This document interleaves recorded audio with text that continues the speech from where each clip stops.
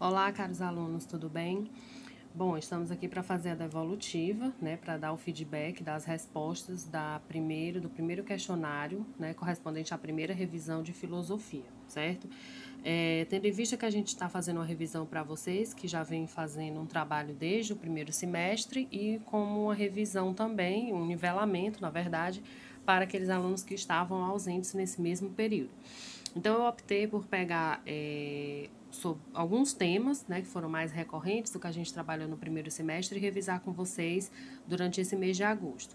E para iniciar, eu peguei aqui sobre sofistas, né, para que vocês tenham uma apreensão sobre o que são quem são os sofistas, o que prega, né, esse ramo da filosofia, e as questões vêm aqui para a gente, tá aqui um resumo, tá aqui o vídeo e já começamos com as questões. Então, na primeira questão, ele traz Sócrates, né, que foi um grande filósofo grego, que formou numerosos discípulos, dentre eles a gente tem aí a figura de Platão, que foi um discípulo do Sócrates. E aí ele pergunta o seguinte: a grande preocupação socrática, ou seja, a grande preocupação que o Sócrates tinha, gente, é o que corresponde aqui ao item C, ó, o autoconhecimento que poderia ser obtido por meio da ironia e da maiêutica, métodos que consistiam em fazer indagação, fingindo ignorância, para despertar no locutor o conhecimento latente. Em outras palavras, era o diálogo que ele fazia, né, que ele propunha com outra pessoa,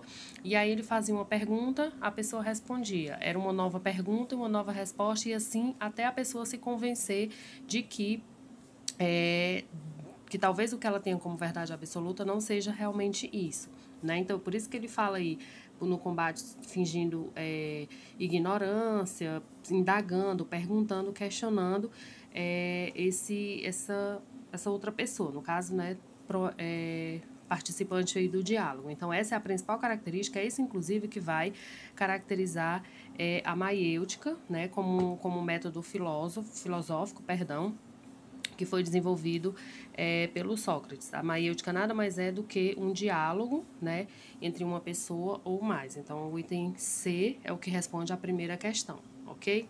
Já na segunda questão, ele pergunta o seguinte: os gregos construíram reflexões importantes para a formação do pensamento ocidental, contribuindo para compreender o mundo e sua complexidade. Sócrates, um dos seus filósofos mais conhecidos, é o que vai responder também o item C. Teve muitas de suas teorias incorporadas ao pensamento idealista de Platão, outro grande pensador grego. Platão foi um dos estudiosos, né, seguidores de Sócrates, que, além da maiêutica, né, além do diálogo, desse método dialético, da verdade, de questionar, ele traz essa questão do pensamento idealista, né, tendo sempre algo como ideal. Acho que vocês já devem ter ouvido falar na expressão amor platônico, que é justamente aquela coisa aquele amor ideal, aquele amor perfeito, dentre outros sentimentos também. E aí provém da característica principal do filósofo Platão. Ok?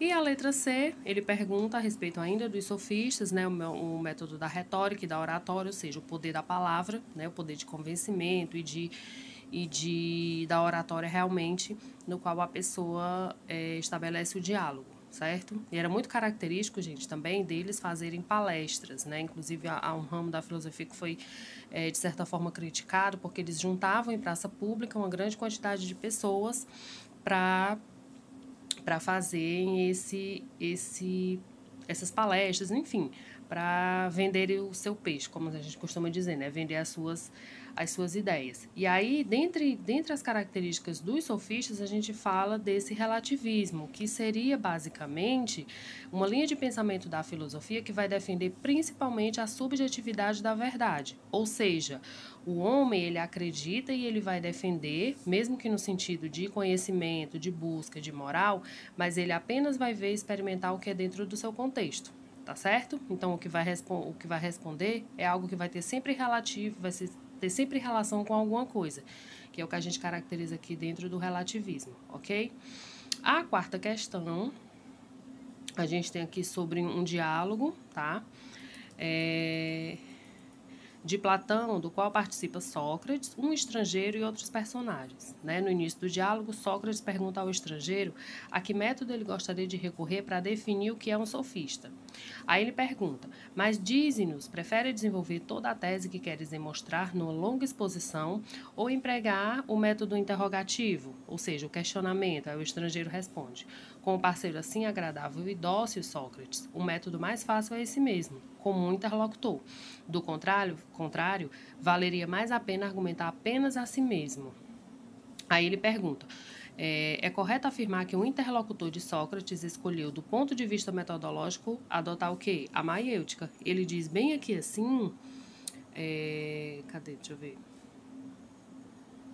Com o parceiro, ó, agradável e dócil, o método mais fácil é esse mesmo. Que método é esse? É a maiêutica. É aquilo que foi proposto por Sócrates, né, da questão da contraposição de argumentos, da questão do diálogo, da questão da dialética e de fazer uma série de questionamentos, tá bom? E por fim, eu trouxe aqui para vocês uma questãozinha do Enem, falando a respeito do Trasímaco. Gente, Trasímaco, só para vocês se situarem, ele é um personagem do diálogo platônico A República, né? Ele, nesse caso, ele é o principal interlocutor de Sócrates no primeiro livro da obra.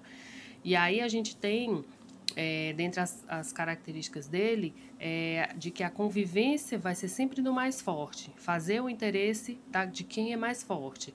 Em outras palavras, é o que a gente conhece também como aquele ditado, mas a corda sempre arrebenta do lado mais fraco, no sentido de que o lado mais forte, ele vai possuir uma certa conveniência, ele vai possuir um certo peso em relação àquilo que que está sendo proposto, né? E aí, sobre o que sustentava a correlação entre a justiça e a ética era como resultado de convenções sociais resultantes de interesses humanos contingentes, ou seja, uma quantidade de pessoas que tinham determinado interesse, sobretudo com um peso muito grande, né, com uma certa influência, acabam por tendo esses resultados mais satisfatórios, digamos assim, né? Como se quem detém o poder acaba tendo sempre uma valorização, sempre se saindo à frente em relação a quem a classe menos favorecida, digamos assim, mesmo que ela seja uma maioria ou não, ok? Bom, meus amores, foi isso. Aqui é a devolutiva das 5 questões, tá bom? Acessem o canal da escola, verifiquem quantas vezes forem necessárias, ok? Até a próxima.